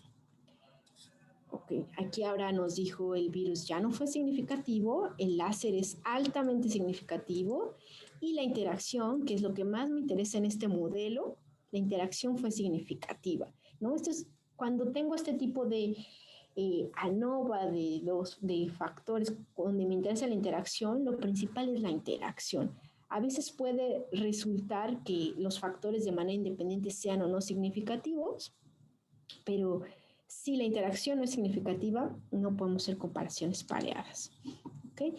Y ahora sí, lo bueno, ¿qué grupo contra qué grupo fue significativo? Para eso vamos a usar la función e-means. Le tengo que dar un modelo lineal general, por eso lo importante de entender cómo construir un modelo lineal general. Le doy el modelo, le digo que son mediciones pareadas y de qué, de la interacción, y por default me va a hacer la corrección del método de Tukey. Entonces vemos los datos que nos da estadísticas de los promedios y hasta abajo, ahora sí me da lo que llamamos contrastes, cada uno de los grupos contra el otro. Me está diciendo que hubo diferencias significativas cuando dentro del grupo de channel rhodopsin, cuando estuvo encendido o apagado, y otros dos valores que se acercaron a la significancia fueron cuando el M-Cherry estuvo apagado y la channel rhodopsin prendida, y cuando comparo a los dos grupos cuando el láser estaba encendido. Se acercó a la significancia estadística, ¿no? Y bueno, esto es lo que queríamos lograr con el modelo lineal general. Pueden cambiar a un ajuste, a una corrección por Bonferroni. Esto de Tukey o Bonferroni tiene que ver cómo ponderamos nuestro valor P de acuerdo a cuántos grupos tenemos. No tiene tanta relevancia cuando el número de grupos es pequeño, pero si vamos a comparar 10 grupos, hay que hacer este ajuste, porque solo por probabilidad, por error, podríamos encontrar una significancia estadística entre los grupos. Voy a hacer por último el ANOVA del número de crías llevadas. Aquí voy a hacer un alto porque todos los modelos paramétricos, es decir, que se basan en una distribución normal, pues deberíamos verificar la distribución normal. Muchas veces no se hace. ¿Por qué? Bueno, porque son datos preliminares como esto, pero en algunas ocasiones, aunque nuestro dato no siga la distribución normal, nos interesa usar estos modelos porque nos permiten evaluar interacciones y modelos más complejos que lo que permite pruebas no paramétricas. Por eso la mayoría trata de homogeneizar sus datos para que sean normales, o pueden haber transformaciones matemáticas para esto. El porcentaje es algo que normalmente no debería usarse con comparaciones paramétricas porque tengo un tope de 100%. Sin embargo, hay que checar la distribución de nuestros datos, ¿no? En este caso, no todos van a ser 100%, entonces sí sería válido usar una estadística paramétrica. Pero bueno, yo les sugiero que revisen también los supuestos de pruebas paramétricas, aunque en la realidad uno trata de usar el ANOVA y modelos lineales porque es mucho más poderoso el análisis que haces que con solo comparaciones no paramétricas. Entonces, después de ese alto, hago el summary de A o B. Vemos que me dice virus no fue significativo, láser sí, la interacción sí. Hago mi modelo lineal general, hago mi ANOVA tipo 3 y me dice virus no fue significativo, láser sí, y virus láser, que es el que más me interesa, mi interacción fue significativo. Entonces es válido que yo haga mis comparaciones pareadas, mis contrastes, y me muestra que efectivamente en el grupo CHR2 on contra off es significativo y nada más. ¿Ok? ¿Hay alguna duda hasta esta parte? Sí, justo acaban de preguntar Sí. que si el método de corrección por Bonferroni, cuando lo usa, bueno, lo pregunta María Morales, que cuando lo usa con MANS, ¿es siempre recomendable o en ciertos casos?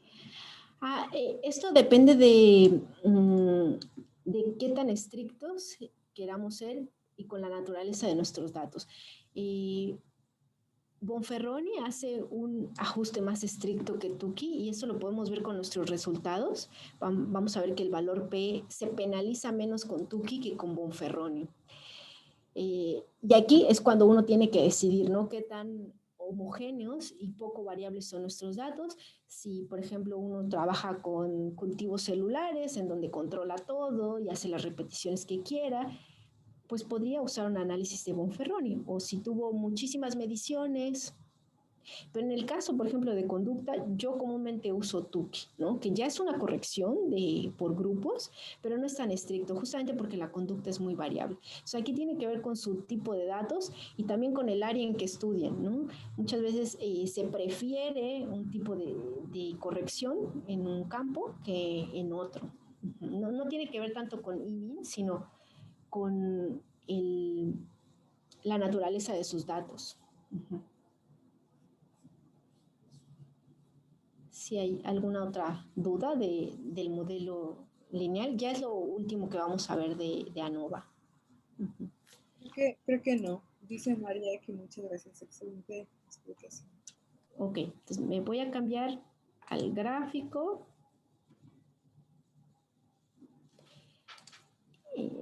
A la diapositiva.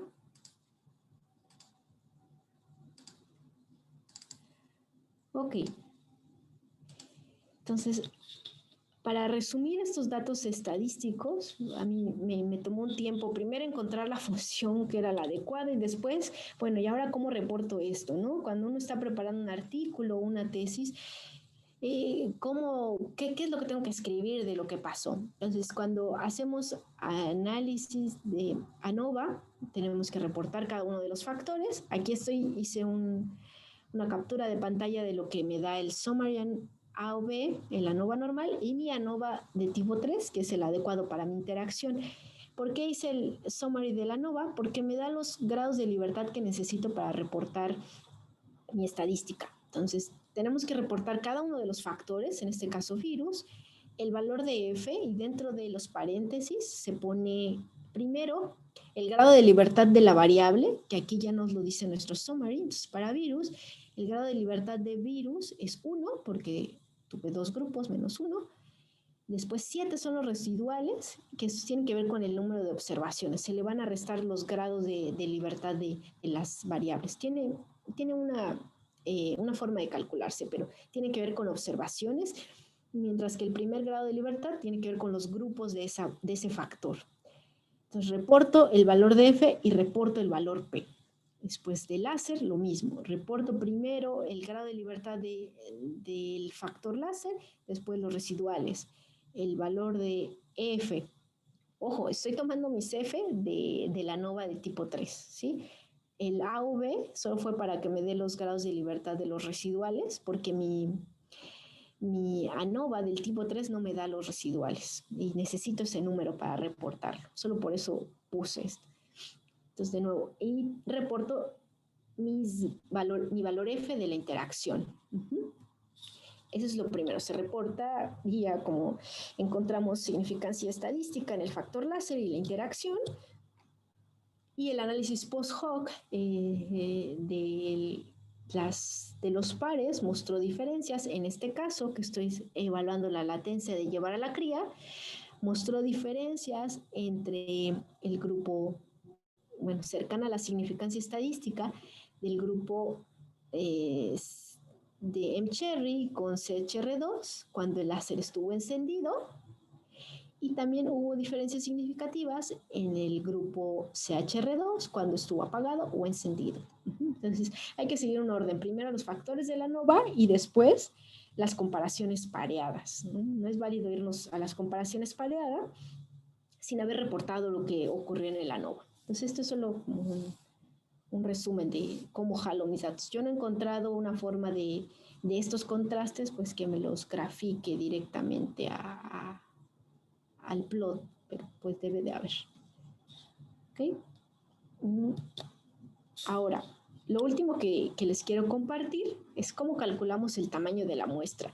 Y esto es... Sofía, perdón, sí. Antes de que empieces con tamaño de la muestra, hay una pregunta. Claro. ¿Hay supuestos que le dan validez a la ANOVA? ¿Por qué no se verificaron en ese experimento? Sí, hay supuestos que se deben de cumplir, que son la homogeneidad de varianza de los dos grupos y la distribución normal, ¿no? Eso se debería hacer. Aquí estábamos haciendo una prueba piloto con una N muy pequeña y sí, podría correr o no estos supuestos. Sin embargo, para hacer un análisis de la interacción no se puede hacer con estadística no paramétrica, ¿no? Entonces voy a ir evaluando primero el láser, después el virus. Entonces son unas cosas por otras, ¿no? Lo que sí se puede hacer, y les voy a comentar, cuando se llegue cuando incrementemos la N, sería bueno hacer la corroboración de estos datos. Se puede hacer también un gráfico de QQ plot para ver que sigan una tendencia. Esto es visual, ¿no? No es tan objetivo como hacer una prueba estadística de normalidad. Y pues sí, deberíamos hacerlos, pero les digo, la realidad es que unas veces uno pondera el poder que tiene una prueba paramétrica a una no paramétrica. Y, por ejemplo, si usáramos una no paramétrica, una Kruskal-Wallis, yo no voy a poder evaluar de la misma forma en un modelo matemático que con una ANOVA. Entonces, elegimos una cosa por otra. Sí. ¿Alguna otra duda? Tania dice que se perdió un poco en cómo defines cuál es el error en el modelo lineal. Ok, me voy a regresar a esa diapositiva. Ok. Entonces, en esta diapositiva, en la parte de arriba tenemos la estructura de ANOVA. Aquí vamos a especificarle las medidas repetidas en el error, más error. Entonces, Mouse ID es el identificador de mis sujetos y eso es crucial para saber qué dato va con qué dato. Y la siguiente es en qué variable tengo mi medida repetida. Entonces, en la parte de abajo tenemos que para las medidas repetidas, en lugar de usar error, vamos a usar random. Me está llamando al error, donde tengo que especificar que las observaciones estén pareadas. Entonces tengo que escribir tilde 1, esta línea, pipeline, después el nombre de la variable donde tengo mis identificadores de las observaciones, sujetos, participantes, en este caso el nombre del ratón, ¿no? El ratón para que sepa cuál fue su ensayo on del ratón y cuál fue el ensayo off de ese mismo ratón. Después, diagonal, y lo que viene es la variable en la que están las medidas repetidas, en láser. Entonces, si por ejemplo yo al mismo animal le hubiera puesto los dos virus, por ejemplo, tendríamos, o que la medida fuera en virus, en lugar de láser pongo virus. Pero aquí dentro de esta parte es donde especificamos las medidas repetidas. Hay otra pregunta Sí. dice Eva, ¿y cuál es la ventaja de ANOVA respecto a Friedman, al test de Friedman? No sé cuál sea el test de Friedman. Es la versión no paramétrica de ANOVA a medidas repetidas. No sé si en ese Friedman puedes usar dos factores. Me parece que en las paramétricas en general creo que no puedes combinar, o sea, evaluar la interacción. Exacto. Por ejemplo, no conozco la de Friedman, pero debe ser como por ejemplo, la Kruskal-Wallis es de medidas independientes, pero puede evaluar 3 grupos. Pero estoy evaluando una variable. Que yo sepa, no hay ninguna, como dice Salia, una no paramétrica donde me evalúe 2 simultáneamente. Esa es la desventaja de usar las no paramétricas. Por eso uno termina con este tipo de diseños usando una ANOVA, aunque nuestros datos no sean totalmente normales, aunque la N sea pequeña, pero nos va a dar una visión más certera del fenómeno, bueno, que usando una no paramétrica. Incluso la forma de reportar pues, se hace muy larga en pruebas no paramétricas. Sí, entonces optamos por usar. Les digo, también si nuestros datos por su naturaleza fueran que no sigan una distribución normal, se puede hacer una normalización de los datos. Por ejemplo, en algunos casos las latencias de algunos animales en otras medidas pueden ser muy amplias o el animal se puede tardar 5 segundos como otro se puede tardar 100. Entonces uno diría, pues la mitad de los datos son outliers y la mitad no. Lo que se puede hacer es se puede obtener el logaritmo de esas mediciones que normalmente están siguiendo una distribución más o menos exponencial. Entonces cuando yo hago un logaritmo estoy llevando una escala lineal. Esos son el tipo de transformaciones que se puede hacer a los datos cuando realmente salen de una distribución normal, pues visiblemente, ¿no? Sí. ¿Alguna otra duda? No, solo Fernando dice que, bueno, que Friedman es la versión no paramétrica de la ANOVA para bloques. De medidas repetidas. Sí, así habría que checar. Que yo sepa, no te permite 2 variables al mismo tiempo. Habrías que hacer, por ejemplo, si aquí lo quisiéramos hacer con no paramétrica, Bueno, aquí ni siquiera tiene mucho sentido hacer Kruskal-Wallis o Friedman, porque pues solo tengo 2 niveles en mi variable. Entonces, tendría que hacer una prueba de Mann-Whitney, virus. Primero comparo virus, CHR2 con mCherry, y después comparo con láser. Ajá, y después que evalúe que los 2 factores independientemente son significativos. Ahora puedo ir comparando cada uno de ellas, y yo no sé si en una no paramétrica haya una corrección por todas esas comparaciones que voy a hacer, que debería, ¿no? También. Sí. Ok. Bueno, entonces me voy a seguir a la última parte, que es el cálculo de la muestra. Entonces, este experimento era un experimento piloto con una N pequeña. Entonces, en el mCherry tenía 4 observaciones, en el CHR2 5. Bueno, y muchas veces queremos saber cuál sería el número de sujetos ideal para que yo encuentre diferencias significativas, si las hay. Entonces, aquí ya con mi primer set de datos, parece que sí hay diferencias significativas, la estadística me está sugiriendo fuertemente eso, pero ¿cómo sé que pues con estos sujetos es suficiente, o cuántos más tengo que agregar, ¿no? ¿Cuántos más tengo que hacer? Para eso se usa el cálculo de la muestra. Y no solo para cuando ya estamos corriendo los experimentos, sino uno debería hacerlo cuando está diseñando el experimento, antes de hacerlo. ¿Qué necesitamos para calcular el tamaño de la muestra?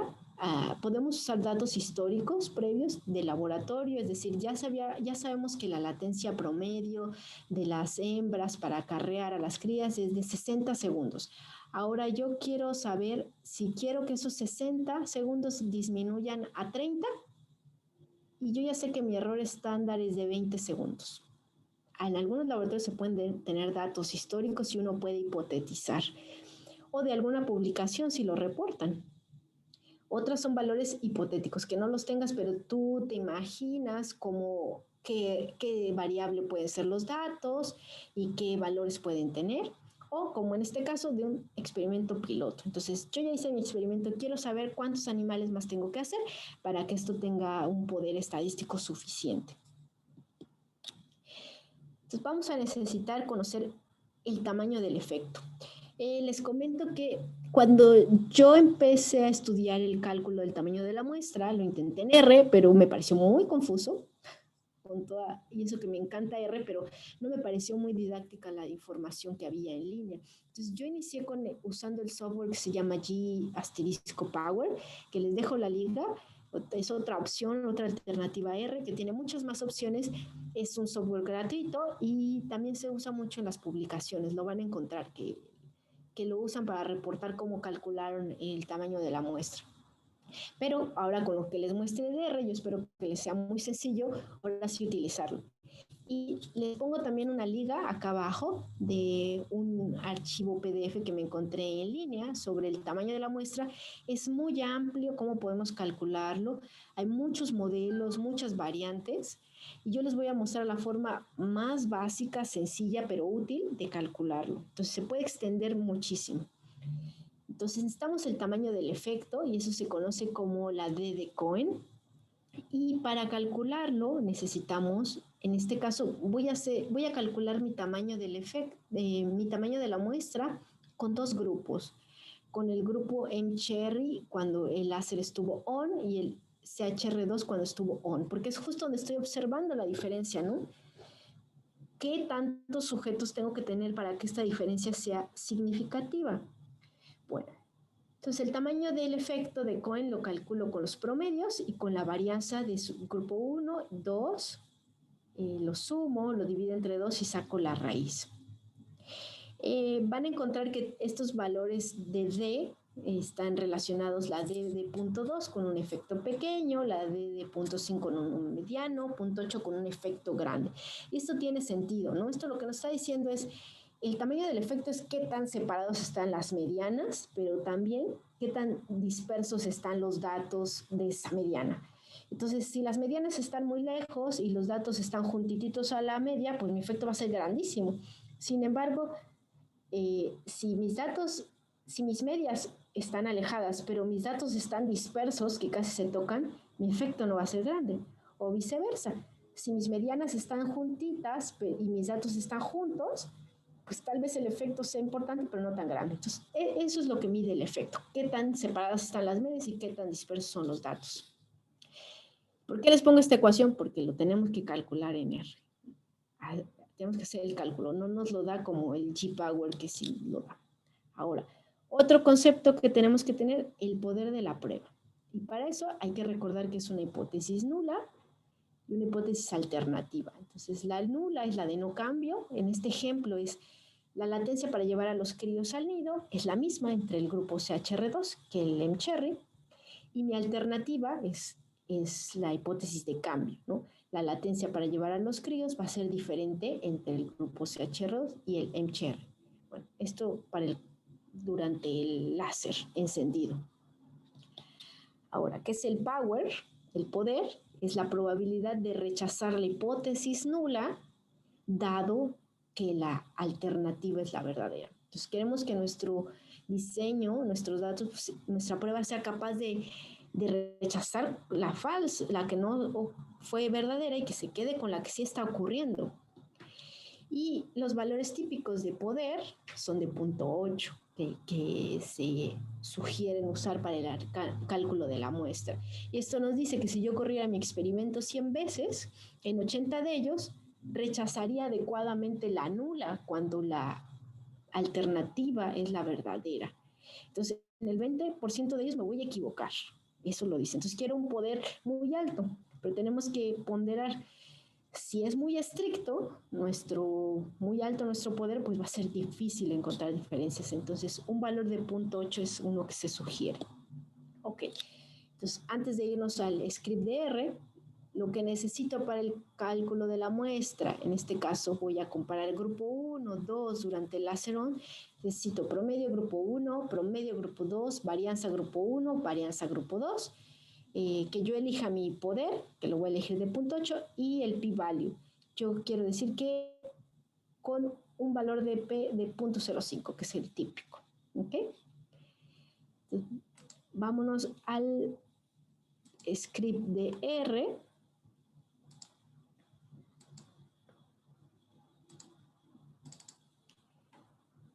Okay, entonces van a encontrar una sección que dice We calculate the sample size. Ok, bueno, necesito calcular mi promedio del mCherry. Aquí les pongo toda la sintaxis para accesar a los valores de mCherry durante el láser on.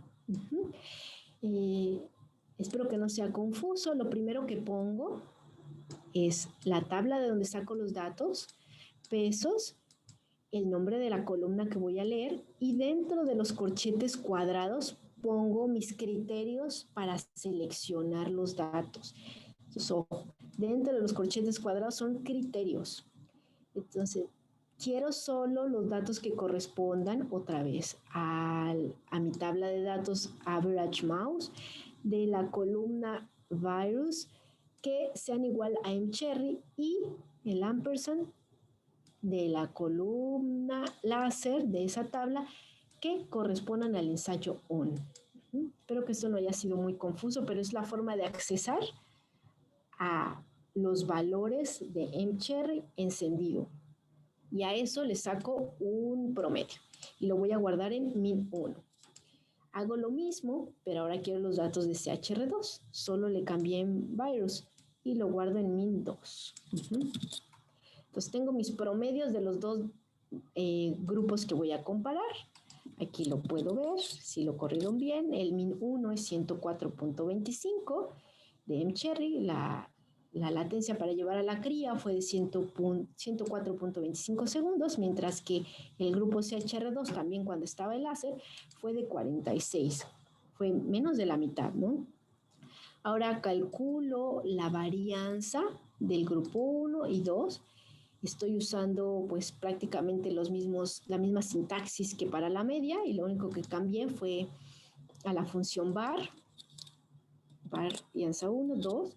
Ahora tengo que calcular la desviación estándar conjunta y eso es con la fórmula que les puse en el PDF, que es la raíz cuadrada de la suma de las varianzas sobre 2.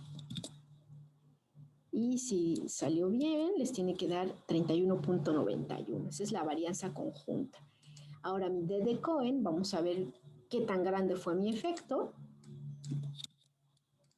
Corro, la D de Cohen es de 1.8. Entonces mi efecto es un efecto muy alto, ¿no?, para esos datos. Ahora sí, lo emocionante. Les digo, esta función de Power tiene muchas variables. El cálculo del tamaño de la muestra es complejo. Habría que leer mucho para elegir modelos más amplios, pero este es uno sencillo y que nos resuelve la pregunta. Entonces voy a usar una t-test. ¿Por qué? Un Power t-test. ¿Por qué? Porque estoy comparando dos grupos nada más. Quiero saber cuántos sujetos tendría que tener en estos dos grupos para que logre detectar diferencias significativas, si las hay. Le tengo que dar mi D de Cohen, que yo calcule manualmente, mi valor de significancia, que es el valor P, que yo establezco como 0.05, y el poder, la potencia de mi prueba, ¿no? Que damos que 0.8 era un valor típico. Y el tipo, pues aquí son dos muestras que estoy analizando. Podrían ser muestras pareadas. En este caso, como son de dos grupos distintos, lo dejo como dos muestras. Y ahora sí, si lo corremos, sale la magia, ¿no? Lo que uno siempre quiere saber al principio de su experimento para saber cuántas tardes y días va a pasar haciendo los experimentos. Entonces nos dice n igual a 5.9. Nuestra D que ya habíamos calculado, mi valor de significancia, mi poder, dos pruebas. Entonces, esto lo que nos dice es que para tener una sensibilidad de un poder del 0.8 y para un valor P de 0.05, yo necesito 6 sujetos por grupo. Entonces, esto está muy emocionante porque tengo 5 en uno, 4 en otro, significa que no tenemos, que nuestros datos están relativamente bien, ¿no? Que no son tan variables, que podemos detectar diferencias significativas con una N no tan grande. Esto del cálculo de la muestra es cada vez más importante porque las publicaciones te piden justificar por qué usaste cierto tipo de número. Pues cuando uno usa N de 12, 15, pues nadie le va a decir nada en trabajos de conducta animal. Pero varios de los artículos ya no están publicando con 15, ya están publicando con 6, 7 datos. Entonces, las revistas piden una justificación de por qué usas esos datos, y no nada más porque ya te salió significativo, sino que qué prueba estadística hiciste para calcular la muestra. Okay. Entonces, les tengo un último ejercicio para los que se hayan emocionado con el tamaño de la muestra, que quieran practicar. Déjenme regreso tantito a la diapositiva. Y tengo que compartir. Ok.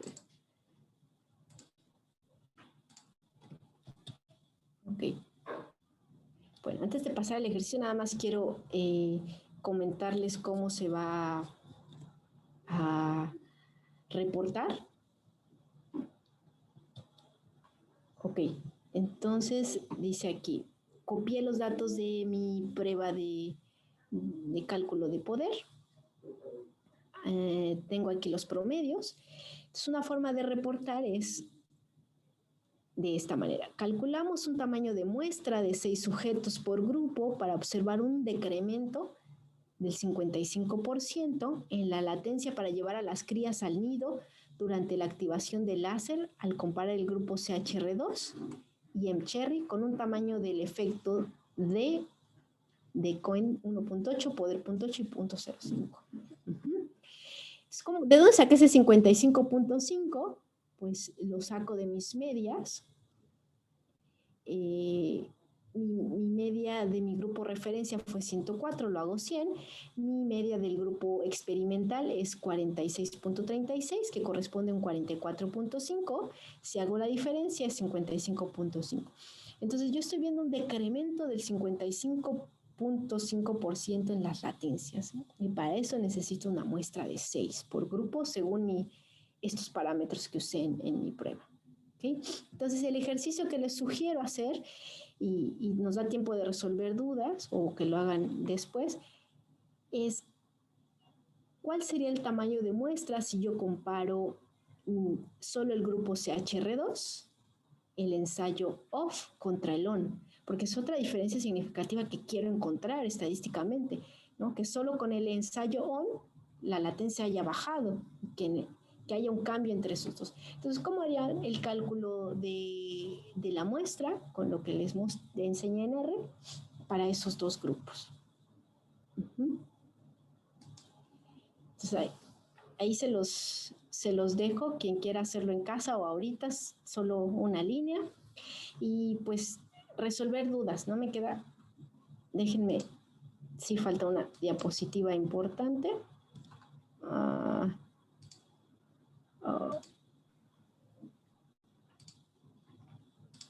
Porque ya nos extendimos. Mientras compartes pantallas, les dejamos, podemos hacer eso como actividad ya después del taller y que lo suban a nuestro Twitter y nos taguen qué resultado les dio este cálculo de la nueva, bueno, de la muestra ahora que será una muestra pareada, ¿no? Exacto, ahora sería una pareada, pero también no necesariamente nos va a dar lo mismo, ¿no? Estamos comparando al mismo sujeto. Y ya solo quiero agradecerles su participación a todos, y en especial a las organizadoras de R-Ladies. Es todo un honor que me hayan invitado y un gusto estar compartiendo lo que he aprendido en R, y pues también tengo que agradecer a mi laboratorio, a mi estudiante de licenciatura, que es quien ha estado haciendo las observaciones de los videos, que eso toma mucho tiempo, y el laboratorio con el que colaboramos también en Rutgers, que nos ha facilitado todo el equipo para hacer el experimento, porque como les comenté, es un equipo costoso para iniciar, pero una vez que tenemos todo es fácil hacerlo. Y pues les dejo mi correo para alguna colaboración o otra duda del escribo o sugerencia incluso de cómo hacer algunas de las cosas que les compartí. Y muchas gracias a todos. Muchas gracias, Sofía. Sofía, creo que no tienes Twitter, ¿verdad? No, tengo que abrir uno. Sí. Y sería genial, te podríamos taguear con todo tu taller que hemos puesto en las redes sociales. Pero yo lo checo ahí en R-Ladies. Lo checo ya en cuanto saque mi Twitter, Nos los haces llegar. Ustedes. Sí. Sí. Entonces, por favor, suban su respuesta, las soluciones que hayan encontrado el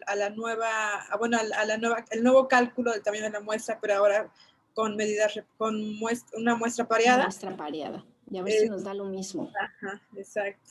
Y lo suben y a lo mejor Sofía lo podrá ver si visita nuestra página de como R-Ladies Querétaro. No, claro, seguro, para ver. Y alguna otra duda, esto del cálculo de la muestra es muy amplio, igual y alguien con un conocimiento más amplio de estadística nos lo puede explicar más, porque hay muchos modelos, de acuerdo a justo nuestro modelo experimental, es el tipo de cálculo, pero yo sé que es algo complejo de entender y de implementar. Sí. Pues creo que no hay preguntas en el chat, Sofía. Hay muchas felicitaciones por Gracias. tu claridad, por lo espectacular de tus experimentos, por lo clara que eres al explicar, por la excelente jornada. Muchas gracias a todas, y cualquier duda que quedara, con toda la confianza me pueden mandar un correo para aclararles algún detalle. Muchas gracias. Alguna colaboración, si alguien está interesado pues en conocer un poquito más de la técnica, en que hagamos algún trabajo en conjunto, conocer algo del postdoc o de la universidad en la que estoy, también con toda la confianza me pueden mandar un correo. Wow, muchísimas gracias, Sofía. Ojalá que se comuniquen contigo. Si tienen el correo en la presentación de Sofía, si no en el video va a estar también. Si en alguna razón, si no pueden tener acceso ni a la presentación o se les pierde o el video o algo así, pueden a lo mejor comunicarse con nosotras, con R-Ladies, y las contactamos con Sofía. Con todo gusto. Pues creo que no hay preguntas. Te digo, en el chat no hay. No sé si alguien quiere abrir su micrófono y hacer su pregunta si es que hubiera. Creo que no. No, sí nos tomamos las 2 horas. Pensé que iba a terminar mucho antes, pero Pero estuvo muy bien, a mí me parece que quedó claro, es mejor irnos un poco despacio, pero con mucha claridad. Muchísimas gracias, Sofía. Ya te haremos llegar tu constancia, ya la hizo Elizabeth ya. Muchas gracias. la- Y felicidades a ustedes, es un programa muy padre el que tienen y ojalá le den continuidad y que estos cursos sean muy frecuentes porque a mí me tomó horas y días lograr algunos gráficos, entender el cálculo de la muestra y aquí en unas 2 horas solucionas algo que te hubiera tomado días, ¿no? Claro. Muy, Sí, esa es la muy idea de bueno. trabajar juntas, como dices tú, en colaborar, se trabaja mejor, más rápido, también más cómodo y además te evitas muchos errores que es las que te hacen regresar y volver a escribir un script que a lo mejor de principio no tenía sentido. Sí. Sí, bueno, pues muchísimas muchísimas gracias a Patricia que también nos acompañó hoy, gracias, fue nuestra tallerista del taller pasado. Pues muchísimas gracias Sofía, ojalá junto con Patricia puedan regresar, esperemos pronto y contarnos más de estadística, de sus experimentos. Ojalá que estés muy bienvenida Sofía, ojalá que te sigas conectando con nosotros y seguir haciendo comunidad. Pues muchísimas gracias a todas, muchísimas gracias Sofía especialmente. Feliz año, felices fiestas, nos vemos el próximo año. Muchísimas gracias. Ana, no sé si quieras decir algo o tomar la foto. Sí, si quieren, voy a dejar de grabar en este momento.